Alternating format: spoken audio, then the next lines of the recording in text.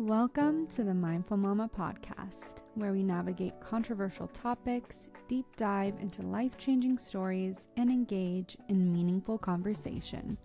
Join us in embracing the beauty of mindful motherhood. I'm your host, Corinna Dell. Hello, everybody, and welcome back to the Mindful Mama podcast. This is part 2 of the surrogacy series that I'm doing with my friend, Lisa. She was on last week, and we were chatting about the dangers of surrogacy. I learned so much just from chatting with you about this subject that I have been looking into for the past couple of years, and we thought it would just be a good idea to do a part 2 about if I truly am infertile, what the heck do I do? If surrogacy is not ethical, if, IVF isn't ethical, how am I supposed to grow a family ethically? And I'm just excited to hear from Lisa because I have thought about this over and over again. She has kind of been in this space for a long time, and she's just got a lot of wisdom and knowledge. So go ahead and reintroduce yourself to our audience, just in case new people did not listen to the last episode. Yeah. Hi, guys. I'm Lisa Andreessen. I am a pro-life activist. I've been involved in the pro-life movement for about 12 years now. My passion is helping and supporting moms who are dealing with unplanned crisis pregnancies, getting them connected to financial resources, local resources in their local communities, and other pro-life organizations and things like that to get them the help and the resources that they need. But a few years ago, I started diving into the entire conversation around third-party reproduction, the ethics around that, the human rights violations involved in that. Obviously, abortion is my big passion, but this is kind of like an offshoot of that. And also just a passion with the pro-life movement on how to discuss these topics, how to answer the main questions that people are going to probably come to you and ask if they find out that you're against third-party reproduction, and how to educate and answer and respond to those questions. So, yeah. Amazing. Okay, so if you have not listened to our first episode, I would highly recommend you go do that because it is a 2-part series that we're doing. And on our first episode, we just discussed everything that she just mentioned about third-party reproduction and the ethics of that. So I'm excited to dive into this episode. I'm going to go ahead and just let you kind of take the lead on this and share what do we do in an instant where we cannot get pregnant the natural way. Yeah, so there are a couple options that we would consider a more ethical way to become a parent versus that of using surrogacy, IVF, sperm and egg donation, things like that, right? What I would say first is this is something that I have done personally myself. So I'm giving you not only the information from like a research stat-based, type of, pulling from that, but I'm also literally pulling from my own personal experience as well. Oh, wow. Okay. So the main thing that a lot of people are not aware of is something called Napro Technology. It is Natural Procreative Technology is what it stands for, Napro. And this is going to be like a restorative reproductive medicine is also what it's called. So you'll hear it as Napro Technology or restorative reproductive medicine. It's the same thing. If you hear either of those terms, it's referring to the same thing. But essentially, these are doctors or OBGYNs that you're going to go to that is not your standard mainstream OBGYN. These are doctors who their whole goal is to find out what is causing your infertility or causing your medical issue as a woman. They're going to actually sit down. They're going to do the testing that you need to have done, and they are going to get to the root cause of why is this woman having this issue, and they're going to actually treat you. They're going to diagnose you correctly. They're going to treat you. And then from there, they're going to, try to help you to have a baby if that's what your goal is. So for me, personally, I started seeing a Napro doctor. Gosh, it's been I want to say it was after my son was born, and he's 9 now. So probably a solid, yeah, 9, 8, 9 years. It's been a long time. Mm, I'm to the point now I will never see a regular OBGYN ever again. okay. I will only see NAPRO doctors. Not only are they usually very pro-life, for obvious reasons, so they align with my my Christian views and my political views and my ethical views, which is very important to make sure as a woman that you have a doctor that aligns with you on those things, especially your doctor who is helping you in pregnancy and that you are putting yourself and your baby into their hands, right? Mm-hmm. I always tell people if you go online, you're going to search Napro technology in my area or Napro in like your zip code or whatever city you live in, and it should pull up a list. You can also go to naprotechnology.com, and they have a zip code search there, and it'll pull up all of the doctors in your area that are NAPRO doctors. If you live in a very small rural area, you may have to travel to the next biggest city, Mm-hmm. like closest to you, to find one. But I'm telling you, it is so, so worth it. It is worth the time to invest in a NAPRO OBGYN if you can find one.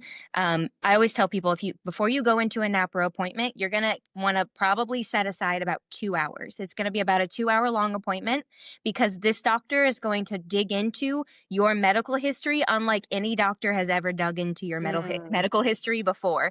They're going to go over everything with you, from your diet to what your exercise looks like what medications are you on, what have you done in the past, what are your issues, what are your symptoms, like everything top to bottom. They're going to run all of the blood work that you need, all of the hormone testing that you need, like everything top to bottom to figure out what's wrong with you. And what I see a NAPRO doctor for, so I have a condition called Hashimoto's, which is an autoimmune disorder where my body Mm-hmm. attacks my thyroid. I have high estrogen, low progesterone, so I also deal with Mm-hmm.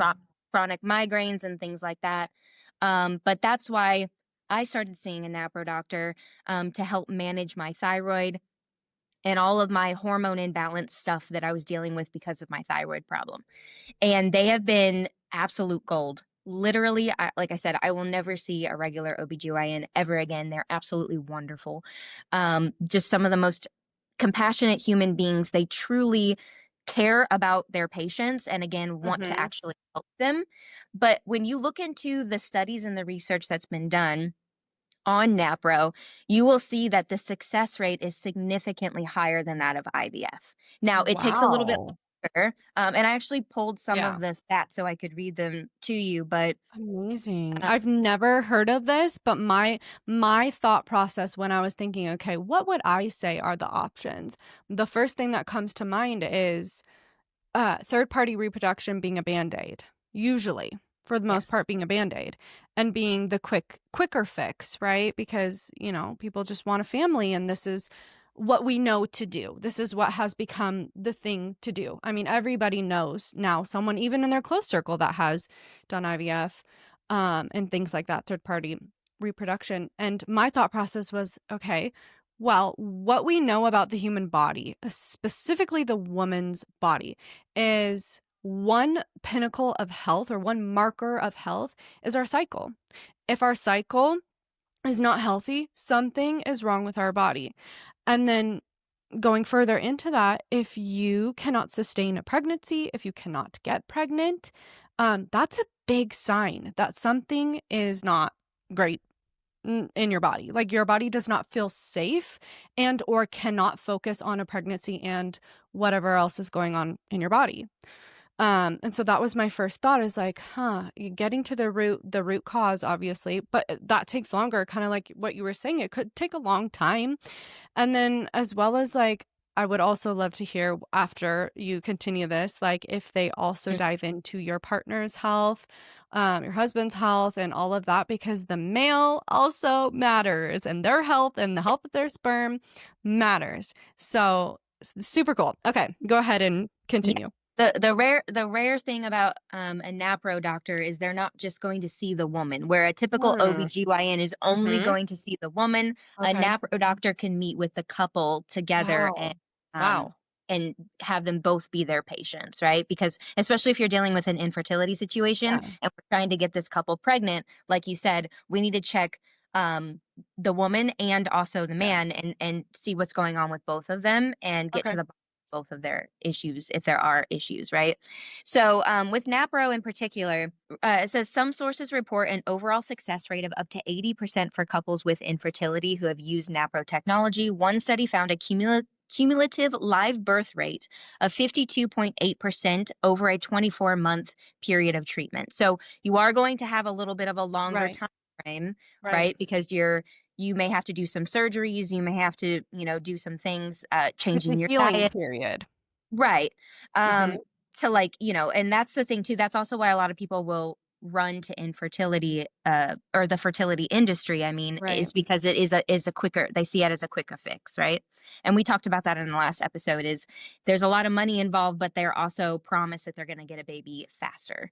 Hmm. Um, so, that's one of the things too. And as far as NAPRO has shown a 52.8% success rate in achieving pregnancy, specifically for couples who previously failed with the use of IVF. So these are Whoa. so a 52.8% success rate of a live birth when IVF has failed. So these are couples that IVF didn't even work for them Oh my and God. NAPRO is working for them.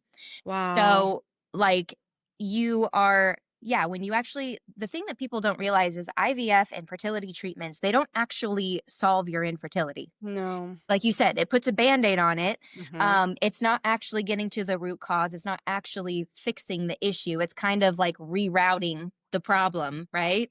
Um, Well, because the, what you're doing with the drugs is you are tricking your body into thinking it has what it needs in Mhm. order to sustain the pregnancy, whereas without the drugs, you're not able to sustain the pregnancy.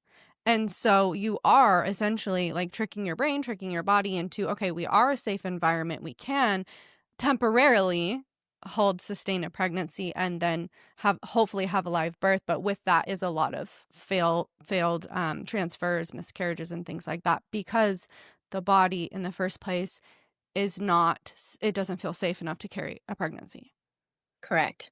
Yeah. So NAPRO, or like I said, restorative reproductive medicine, as it's also called, is a wonderful, wonderful option. There's so many people out there who do not know about it. They don't know that it I've exists. never heard of When I it. talk about it on Mm-mm. when I talk about it online, there's so many women in my comments that are like, "What is this? I've never heard Yeah. of this. I look at this." And we just as a society have got to start talking about this stuff more and Yeah. letting people know that this is a true option for them.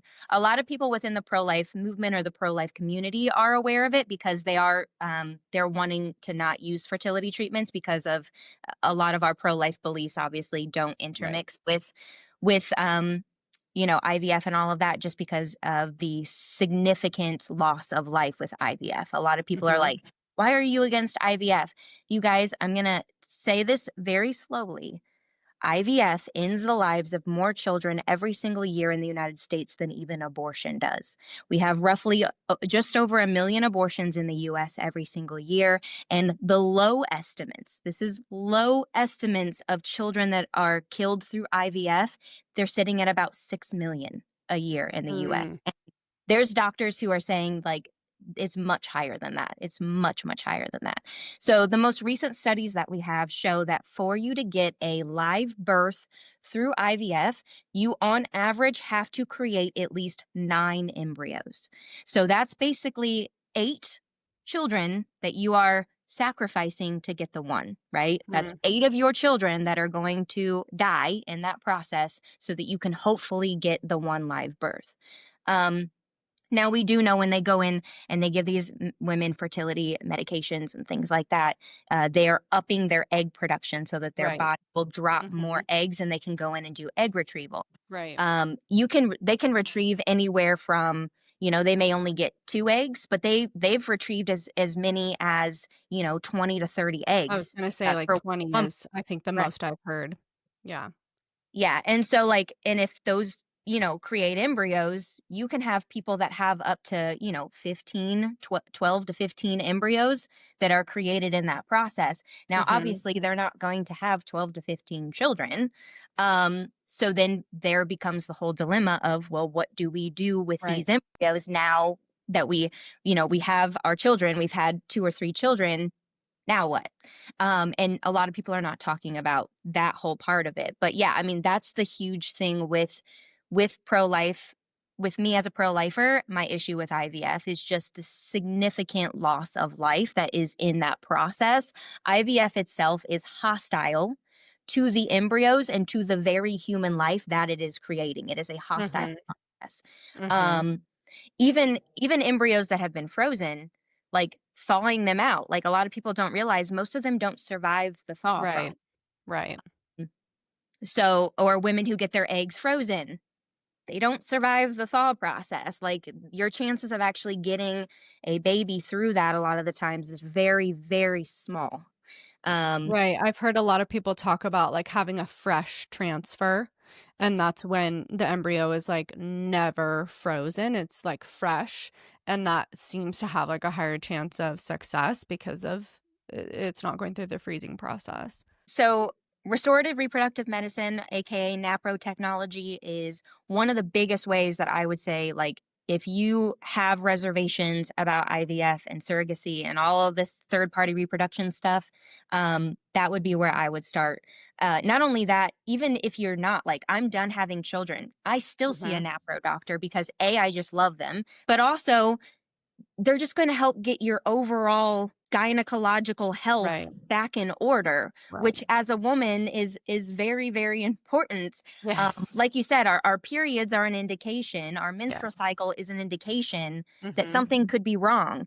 And so if there's ever an issue, that's also why I track and chart my menstrual cycle. Uh-huh. Um, there's a lot of women who don't; they're just relying on birth control and stuff. But like, it helps you to tap into your own body so that I you know. know what's going on. And guess what? Mm-hmm. I'm going to be the very first one to be like, there's something wrong with me or something is not Right. right because I'm paying attention to all this stuff. It's just like you're just much more in tune with your overall health and your body. There's so many women right now that are running around. They have no idea how their fertility works. They have Mm-hmm. no idea how they get pregnant. They have no idea how their birth control keeps them from getting pregnant or how it works. They have no idea, like, anything about that process. And I myself was guilty of this. I was about 23 years old. I'd been married for about 3 years before I really was like, dude, I don't know any of this. And this is not Mm-hmm. okay. I Yeah. got off my birth control and I learned how to do Creighton model, which is where you learn how to track and chart your cycles yourself. So do And you do temping? Do you do body basal temperature? I don't anymore again because I'm not trying to have children at this time. My husband actually had a vasectomy, so we are done with the baby thing. But I did like when I was actively in like my childbearing years, I did, yeah. Right. But I don't currently anymore. But I still keep track of a bunch of other things. So It took me 5 years to finally find non toxic makeup that's not only nourishing to my skin, but actually performs well. As a previous makeup artist myself, I absolutely refuse to spend my money on makeup products that do not work.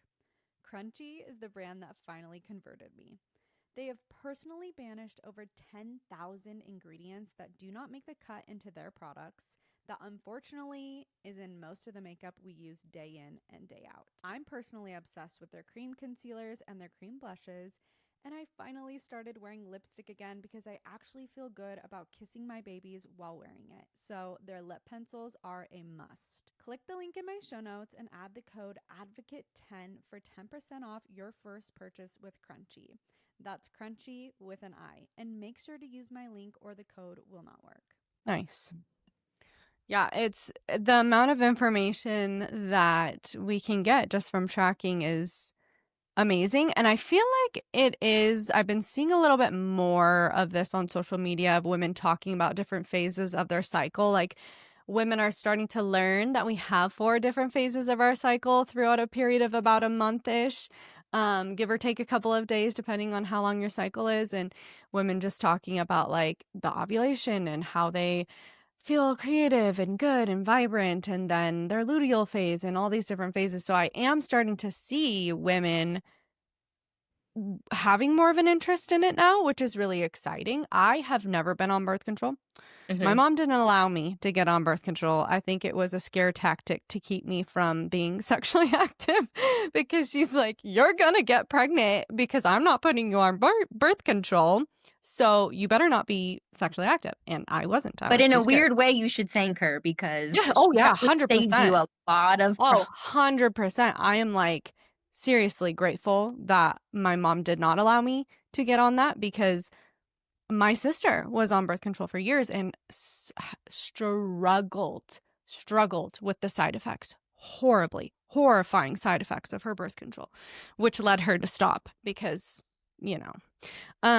But yeah, I'm very thankful that my mom didn't allow me on it. And then I was forced to learn how to track. And she had me write down my cycle every single month on a piece of paper. And she's like, this is going to be important for you. Every time you start your period, I need you to come write it down on here. And I had one piece of paper, like literally the entire time I lived with my mom, from when I started my period until I moved out of the house when I got married, all my cycle. So, yeah, it's just exciting to see that more women are starting to look into that because it is like information is so powerful and you have information about your body like that. It just gives you a lot. So, yeah, very cool. I would say too, so like I said, NAPRO is going to be the biggest one that I think people really need to look into. But obviously there's going to be, fostering. Becoming a foster parent is another more ethical way to become a parent. You can also foster to adopt, right? There Mhm. are children who will not ever have reunification with their families. Obviously, the Right. goal of foster care is family reunification, but there Right. And are I think that's important to note too. I think there is a lot of misunderstanding, I guess, of fostering. I like there's a lot of like emotions involved with fostering. I grew up with foster brothers. My parents did that for troubled teenage boys. So I grew up with foster brothers, and I think that um it's good to know that if you're stepping into this, that you need to be for the reunification of the child and the parents, um and know that, because I think a lot of people will step into it being like, okay, we're going to adopt this child. And maybe that will end up being, and that's fantastic if it works out that way. But when you're walking into this situation, you have to have the mindset that you are caring for this child while things are being dealt with their parents to hopefully reunify. yes. But the foster to adopt thing is actually something that I wanted to do, because like you said, the parental rights are already relinquished and they're still in the foster system. So you do still have to go through like that 6-month training, and you do have to foster the child for 6 months before you can adopt them. Hmm. But a lot of the fees are waived. So a lot of people aren't really too keen on like private adoption because of how expensive it is. Yes. Foster to adopt, there's a local organization in my area that is a foster to adopt. They're a Christian agency and they cover all of the fees for you. Hmm. Like it's essentially, it's not completely free because there are things you have to pay for, but it's essentially free, which is pretty cool. Yeah. That's one of the things I get asked a lot as a pro-lifer too is, what is the difference between private adoption and foster care? Because a lot Mhm. of people will say, oh, you're pro-life, so like once the baby's born, you don't care about these babies. That could not be further from the truth. Yeah. We absolutely care about the babies. Literally the entire purpose of the pro-life movement is to help these women and their children. That Yep. is what we do 365, 24/7. That's the whole point. Literally, if you look at the statistical breakdown too, Christian pro-lifers, we foster and adopt the most out of Mhm. anybody in the country. So And historically, it was the Christians that were taking in and adopting children. Historically, that's always where it's been. the average adoption rate in the United States is about 2%. About 2% of Americans will adopt or foster a child. Christian pro lifers adopt at a rate of 5%. So we actually Mm, adopt and foster 3% higher than the average American. wow. That is according to a Barna study for anybody that wants to know. But yes, so we do adopt and foster more than the average individual. But a lot of people are like, okay, so like they just lump it all together. There's all these kids in the system, and there's all these kids that don't have homes and need families. And so, like, these pro lifers, what are you guys doing? And I'm like, okay, first of all, we have to start with the fact that private adoption, infant domestic adoption is not the same system as the foster care system. These are two completely different systems. Mm-hmm. Um, like I said, in a foster situation, foster care is where the child has been removed from their parent due to something that their parent has done. Maybe their parent could be in prison. Their parent could be dealing with an addiction or a substance abuse problem. There could be neglect, abuse. There's a range of different things that could be happening, but basically the state has stepped in and said, there's something going on here. You are not capable of taking care of this child at this time. So we are temporarily suspending your parental rights until you can get XYZ figured out. And then we hope to reunify you back with your child, right? And the Yeah. system is absolutely not perfect because there have been many, many situations in which children were taken from their parents and it was not right for it to happen. There's been a Yeah. lot of mistakes, there's been a lot of accusations, there has been CPS cases where there's no grounds for a CPS case. Hmm. So that's why I like to say, like, keep in mind that the whole goal is reunification. And there are some parents that have had their children ripped from their homes for no good reason. For Yeah. no good reason. Yes. So, The caveat here, I should say, is I do believe that there needs to be reform in both of these yes, areas. There, absolutely. there definitely needs to be Yes. reform in the CPS Yep.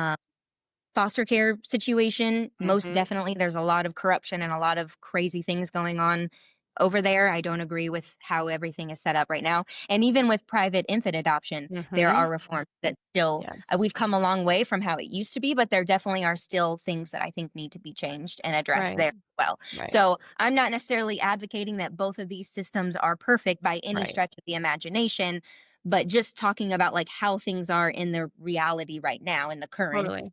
um and so yes, foster care, again, the goal is family reunification.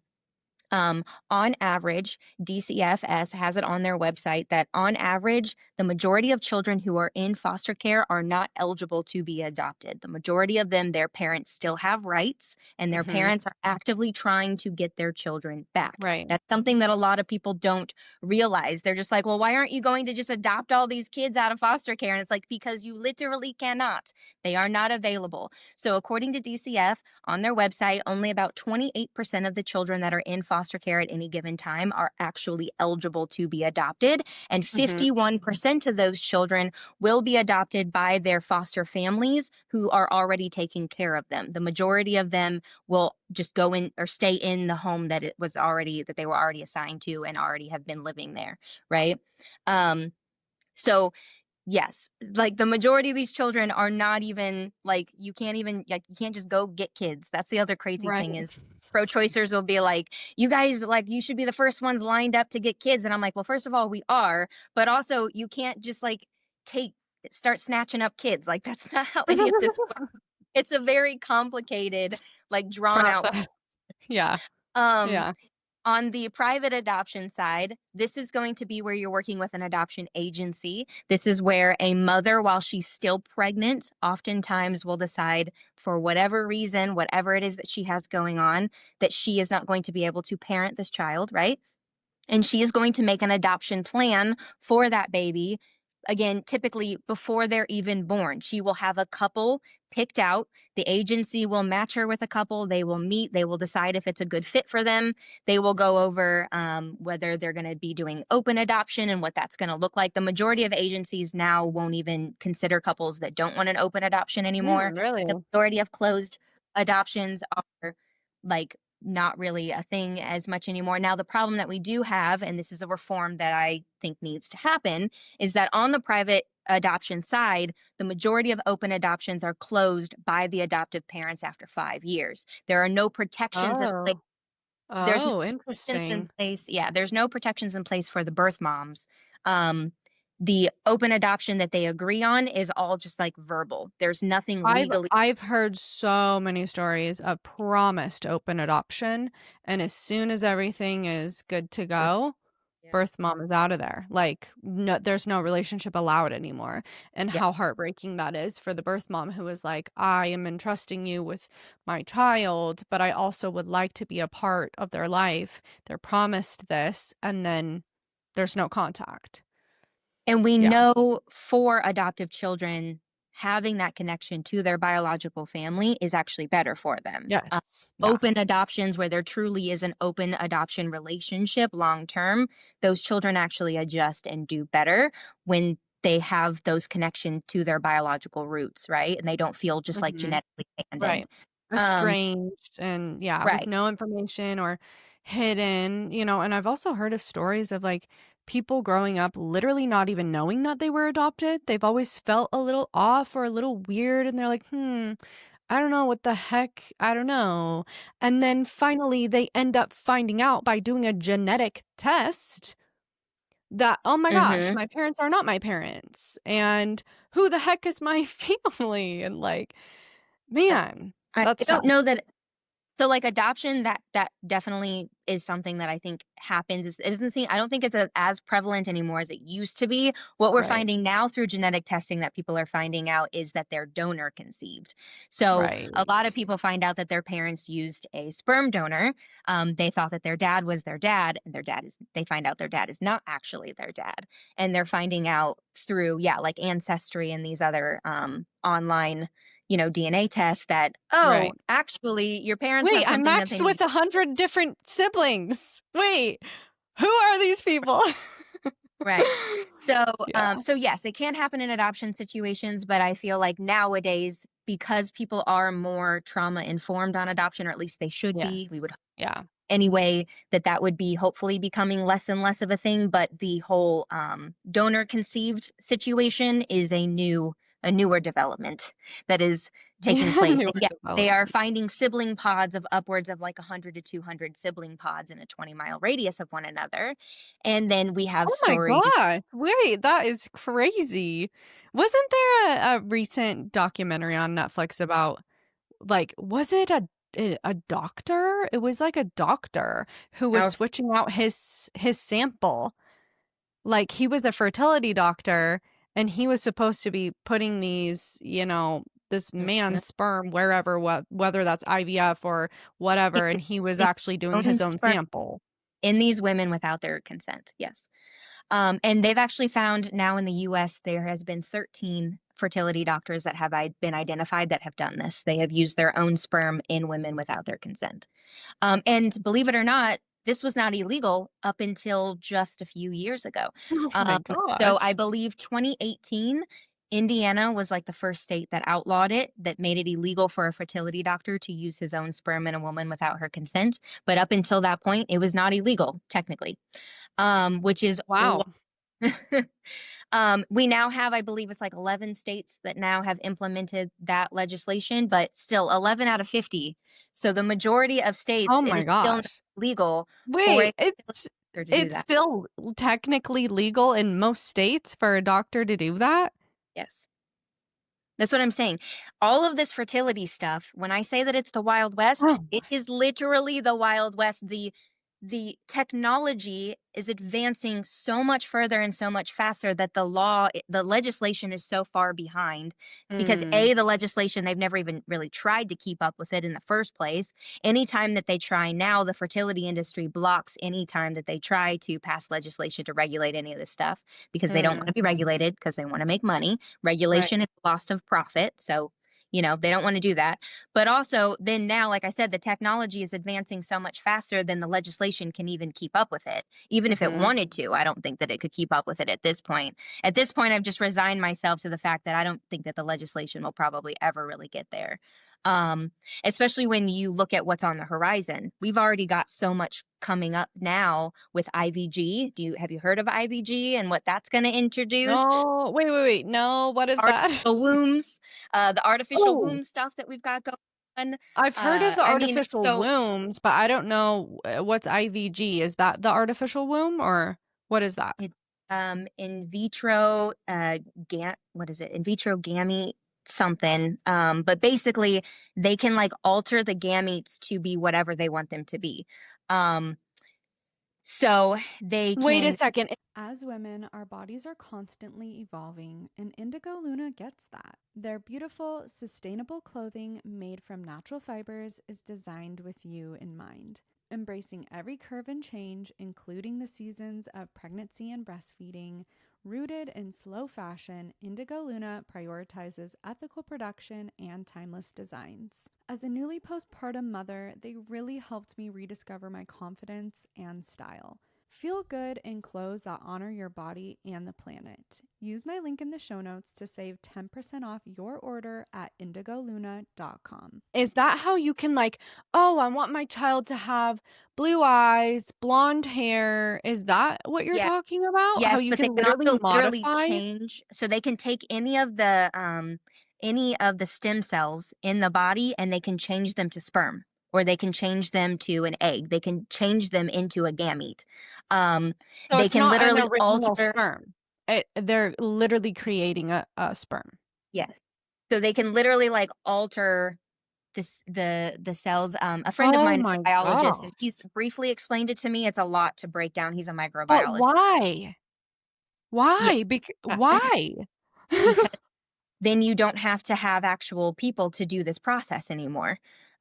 You can remove humans Oh from the my god. creation of human beings altogether.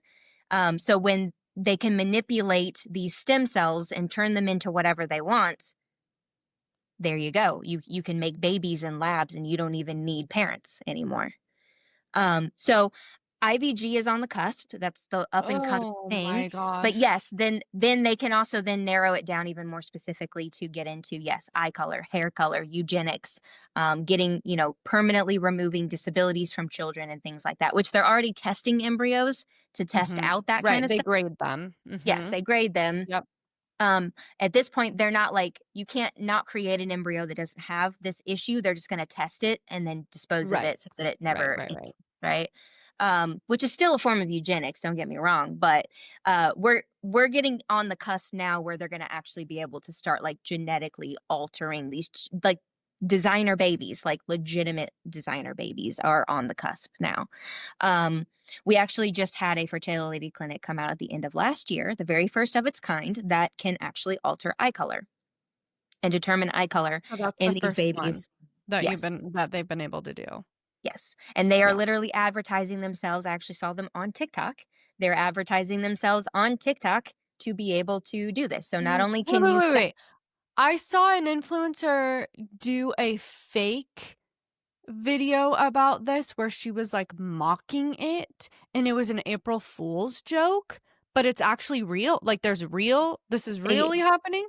yeah, so they can, again, I don't think that they can necessarily alter the genes, but they can test for it in the embryo. So they feed Okay. them out. That makes sense. With Okay. IVG, they'll be able to actually like alter the Right. genetics, right? Okay. Um, but in the current state with IVF, they can do selection IVF, and Right. you can now Right. apparently a lot. And now we have this clinic that is saying we can even do selection on eye color now because they can test for it ahead of time. So, uh, Wow. and then obviously they can test for any disabilities, chromosomal Totally. abnormalities, all of that stuff has already been happening. That's already been a thing. But yeah, so all that to say, and again, I'm not a biologist, I'm not a scientist, I don't know all the ins and outs. So if I have gotten all the like the minute details wrong, I apologize ahead of time. But again, I would just say like go research this stuff yourself, please. IVG is the up and coming thing. It is what they're looking at. And then the artificial wombs, yeah, I just found out, I think it was China that was I able was gonna to, say China. yeah, they were able to keep, they haven't done anything with human babies yet, I don't believe, but they have with lambs. I believe a lamb was able to be kept in an artificial womb, I think for like 3 months successfully. And so they're on the cusp now where they've done it with animals. And so now they're wanting to, I think, move into human testing. Which This that's feels a like a whole movie. nother level because people are be like, oh, well, you're pro-life. So you should think that it's great for artificial wombs. I mean, the whole problem with abortion is that this woman, like, she doesn't want to carry this pregnancy Right. for 9 months. So if we can remove the pregnancy portion from her, right? And you can just take the baby out, put it in the artificial womb, great. Uh here's the problem with that. And I think that people have not thought about this. We have a bond with our babies in pregnancy, which we talked about in And the we talked episode. about this in surrogacy, and that's one of Your my biggest issues. your baby literally connects to your voice, your heartbeat. Yep. All of that chemistry Your is rhythms, bonded. Right, your exactly. partner, your Mhm. kids. So when you remove human beings from the Right. growth and development of a Yeah. baby in pregnancy and you literally have machines or robots growing your babies, what are we doing? We have no idea what type of humans we are creating. We could literally be creating psychopaths. Oh, yeah. No, that's all I'm I mean, saying I'm is just curious how we have they're even going to no clue. develop, like, because you have to move, like, it's best to be moving around and being active, and, like, the stimulation that our babies have just from us living day to day. Right. If it's just a stationary wow. Yeah, I mean, the ethics around that is like, again, it's a whole nother can of worms, but a lot of people just see this as like, it's the answer to all of our pro-life problems and it solves the issue of abortion because we can just put this baby in the artificial womb and she doesn't have to develop it. And I'm like, no, no, no, no, no, no.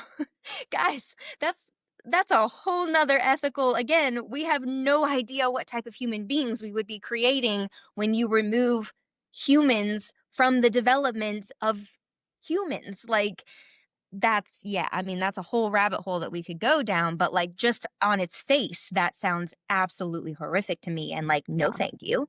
No, No, thank thank you. you. Not interested. All that to say, yes. So we have obviously fostering, we have adoption. Those are options that people can explore. Obviously, again, that they need to get educated on those systems and know what all that entails and everything before they would look into something like that. But the other thing too is, and this is the hard part. This is the hard part of it that I want people to know. When I say this, I say it with the most level of compassion that I can for women that are dealing with infertility.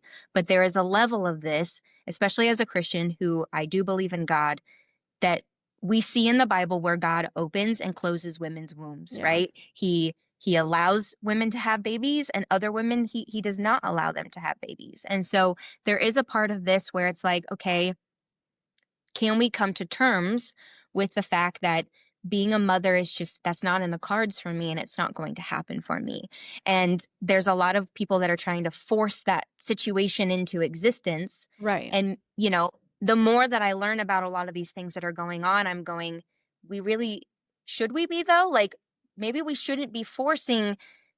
And I know that this sounds so mean and I don't want it to sound mean, but maybe there's a reason why you Yeah. aren't able to have children. And again, I I was mean that gonna in say the there's a nicest way. purpose to Yeah, every single woman, to every single story, and like you said, there are, infertile women in the Bible, and they have purpose, like, God has purpose for these women, and I have thought about that too, like, the women that God has chose to close their wombs, but they have access to fertility treatments, and they do choose to go on to have children, which again, I'm pro-life. I'm not saying that those babies don't deserve to be here. Like they, yes, love those children. But like I wonder what God's path would have been if those fertilities weren't an option for her.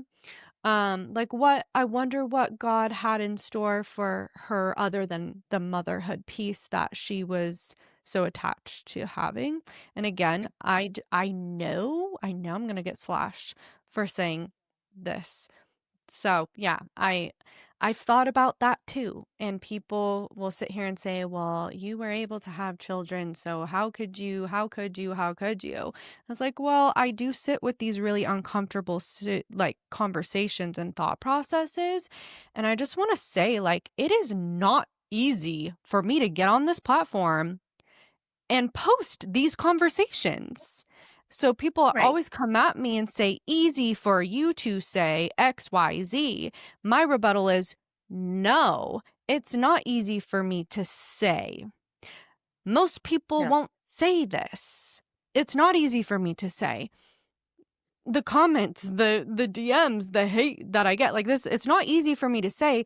So I want you to hear like the heart and the compassion that I have for these situations, so Right. much so that I'm willing to have the hard conversations, that I'm willing to share this on my platform. Right. And I think too, when we get into another thing too, once a woman has like come to terms with, okay, me biologically being a mother is not going to happen. That's not in the cards for me. Then that's when I think she can start to heal from that and put her focus and her energy into other places. This is where mentorship comes in. This is where Mhm. volunteer work comes in. This is where you may not be a physical, biological mother to someone, but you can step in and be a role model mother for someone. Like Right, you still as a have woman in those the church, motherly tendencies. Like, right. that's the thing is, like, I feel like, and I could be wrong, like, women or God did design us women to be nurturers, to be motherly, and I feel like that little seed is in every single one of us, whether we are able to have children or not. And it would just be expressed in other areas of our life if we were not able to conceive. It would be expressed in other passion, like the passions. We would have different passions, I think. And one thing I want to mention too is I think one really hard part about this specific conversation of accepting the path that God has given you to not have biological children is that we don't have support systems and villages the way we used to. Like, we are all so separate. None of us even really live by our families anymore. Like, we're all just like separate and scattered. So, back in the day when a woman was barren, she was so loved and taken care of by her community, by her family. She was valued. It was heartbreaking. Of course, it's heartbreaking. And we have seen in the Bible, like what we were talking about on our last podcast, how every single case of surrogacy in the Bible was an act of sinfulness and not accepting God's plan for their life and or not being patient enough to wait to see what God had for them, right? And it's just I think about how life used to be back then when women were barren and they had villages, they had people to lean on, and we don't really have that anymore. So that is another really hard part of this conversation is like we need to be better at taking care of each other. We need to be better at loving on one another. And one other thing I want to mention, I've had this thought process so many times as I think about IVF and like how we are like forcing our bodies to carry or surrogacy, things like that, is I have seen so many cases of people I know and people online claiming the title of infertility. And years later, they end up conceiving naturally, right? Or they have doctors that are telling them that, Right. and that's not like they've never actually done the testing, they've never actually looked into any of this, and they're being told they're infertile and they that IVF is their only option, Right. but And my thought they process is like exactly what you said. God opens and closes our womb. So what if God, being the giver and taker of life, said, okay, for your Mhm, first 5 years of marriage, I really want you to be focusing in this area. So I'm not going to be giving you a child yet. You're not infertile. There's nothing wrong with you. But because we have all these voices and because we have all this third party reproduction, if you don't get pregnant immediately or if you don't get pregnant in the first year, you're considered infertile. And it's like, what if you're not infertile? What if God just doesn't have a child for you yet? But it could be in your cards eventually. Like, I just think yeah, about all of these women that I know personally or see online who are just devastated by this infertility diagnosis, and I'm like, what if you're not infertile though? Like, what mhm, if you're gonna conceive? It's just not your time yet. And I've seen it happen. I've seen women, it's my miracle baby, my miraculously conceived baby. And it's like, God opened your womb. You mhm, weren't infertile. yeah, So, and as a woman in the church too, I'll say this is where the church really comes in for women who are dealing with infertility specifically. as a younger woman in the church, I know how much I look to those older women for wisdom and for advice and Mhm. for, nurturing. And some of those women have been like second moms to me, Me and Mhm. my mom haven't always had the greatest relationship. And so, um, that's where those women have been able to be mentors to me and have been able to lead me. And, that's the legacy that you're leaving behind. Even if you can't leave the legacy of biological children, when you get into the Mhm. church and you actually serve the church and you're being served by that community, right? Which is what scripture tells us to do. Being in the church as a Christian is very, very important. We're commanded to do so. And so, like, having that community and that support around you is really important. And I think that there's definitely a special place for women specifically who are dealing with infertility in the church to be able to mentor and guide and lead Right. and take some of these younger women under their wing and teach them and all of that. And again, you may not be a biological mother to someone, but you are Right. still being a mother to someone who needs you. And you are still so valued too. You are so valued. I think it's so interesting that we kind of have this like double, I don't know, double-edged sword thing when it comes to motherhood because on one hand, a lot of people like see that as their value. Like if you're able to become a mother or not is whether you're valuable. And then we have the other side that's like mothers and children are such a burden and we hate them. So it's like you are still so valuable as a person. And yes, it's devastating. And I will never understand how that feels. And I can sit here and say that. I will never understand how that feels. I can understand loss. I've walked through loss 2 times, so I do understand what that feels like. I understand what it feels like to sit here and say, I don't know if I'm going to be able to have kids again because I'm not wanting to go through this. But I just think that we can have the utmost compassion for these people and their situations and still hold space for really hard conversations like this. We can still have compassionate and loving, truthful conversations with people while still loving them, while still having compassion. And I think that's really a hard thing for people to understand when I'm speaking about infertility in general is immediately I'm met with you are not compassionate. You have no idea what it feels like. And it's like, actually, I am compassionate. I can be compassionate and also speak about these topics at the same time. And that kind of leads into the next thing that I wanted to discuss was, I get asked all the time, okay, so we have these children who are donor conceived, who've been born Mhm. from surrogate, who've been born from IVF. How do we be against the process of these things and still value these human lives? Like, how do you approach that as someone who's pro-life, right? I get that question all the time. Well, you're against IVF, but my cousin was born from IVF. Are you saying Right. that they shouldn't be here? And I'm like, Right. no, okay, slow down. Okay, breathe. Like, that's not what I'm saying. Okay. So here's the thing: while we can disagree with the way in which someone is conceived, which we do actually in many cases, which I can give Mhm. you plenty of examples of how we Yeah. disagree with this. We very much value the human life from the moment of conception, right? It doesn't take away from their value, dignity, and worth as a human being. I Mhm. would never say that they don't deserve the same equal rights and protections as anybody else. They absolutely do. And of course, like, they're here, right? It's already a done deal. You can't take it back now. Of course, they're here. They exist. We love them. They're parts of our family. They're our friends, our family members. Of course, we love them. That's not what we're saying. I'm simply saying that I can disagree with the way in which someone has been conceived or brought into the world while not disagreeing with their existence as a whole. Mm. Another example Mhm. of this would be a child who's conceived through a one night stand or an affair.